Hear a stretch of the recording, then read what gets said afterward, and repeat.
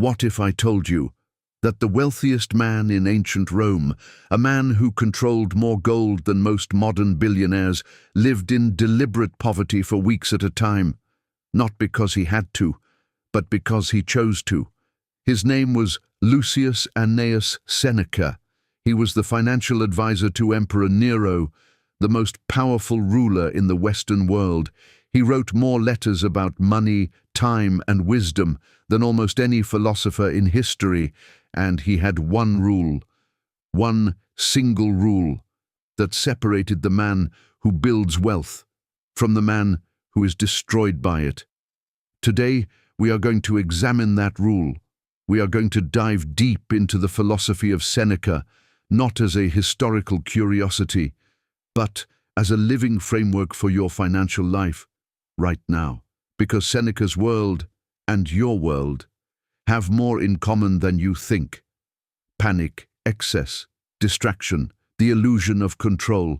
He faced them all, and he left us the map. So let us begin. Seneca was born around 4 BC, in Cordoba, in what is now Spain. He came to Rome as a young man, studied philosophy and law, and became one of the most influential writers and statesmen in the history of the empire. But here is what most people do not know about Seneca. He was extraordinarily wealthy. At the height of his power, his estate was estimated at 300 million sesterces. To put that in modern terms, we are talking about the equivalent of several $billion. He owned villas across multiple provinces. He lent money to kings. He moved markets. And yet, think about that. He wrote this: "It is not the man who has too little, but the man who craves more, that is poor." A billionaire, writing about the peace of wanting nothing. This is not hypocrisy. This is not contradiction. This is the rule. And once you understand it, you will never look at wealth, or the pursuit of it, the same way again. Seneca's rule can be stated simply: wealth is a good servant and a terrible master. First, understand what Seneca is not saying. He is not saying poverty is noble. He is not saying you should reject money, refuse success, or live in a cave practicing detachment. The Stoics were not monks. Marcus Aurelius ruled an empire. Cato managed a fortune. Seneca himself was fabulously wealthy. What Seneca is saying is this: the moment wealth becomes the thing you cannot live without, the moment your peace, your identity, your self-worth depends on the number in your account, wealth has become your master. And a man who is mastered by his money is, in every meaningful sense, poor. Think about what this means for your life right now. Think about the anxiety you feel when markets drop, the panic when an unexpected expense arrives, the comparison you feel scrolling through someone else's lifestyle. That anxiety is not a financial problem, it is a philosophical one. And Seneca diagnosed it 2,000 years ago. So how did Seneca actually live this rule? Not just write about it, but live it. He practiced what he called voluntary poverty, deliberately, repeatedly, several times a year. Seneca would strip his life down to the minimum. He would eat coarse bread, wear rough clothing, not his senatorial robes, sleep on a simple mat, live for several days, exactly as a man with nothing would live. And here is why this matters.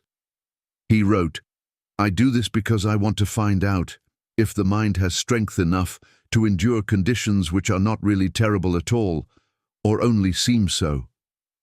Second, understand the financial genius of this practice. Seneca was not doing penance. He was stress testing. He was stress testing his own mind, the way an engineer stress tests a bridge, by applying maximum load in a controlled environment before the actual crisis arrives. Imagine knowing, not hoping, not theorizing, but knowing that you could survive a market crash, a job loss, a recession, not just survive it financially, but survive it psychologically, not panic, not collapse, not make the desperate decisions that destroy wealth permanently. That is what voluntary poverty builds, not weakness, unshakable strength. There is a third principle hidden inside Seneca's rule, and it is perhaps the most powerful of all. Seneca wrote, "Real wealth is not having what you want. Real wealth is wanting what you have." Third, wealth is not a number, it is a gap. The gap between what you have and what you need. That gap is your freedom. Most people spend their entire lives trying to increase what they have, while simultaneously increasing what they need. The result? The gap never widens. The freedom never comes. Think about that. The man earning $50,000 a year, who needs $45,000, is wealthier in every Stoic sense than the man earning $500,000, who needs 510, because one is free and one is not. Seneca lived this. When Nero eventually turned against him and ordered his death, when everything he had built was taken, Seneca faced it with the equanimity of a man who had already lived without it. He had practiced.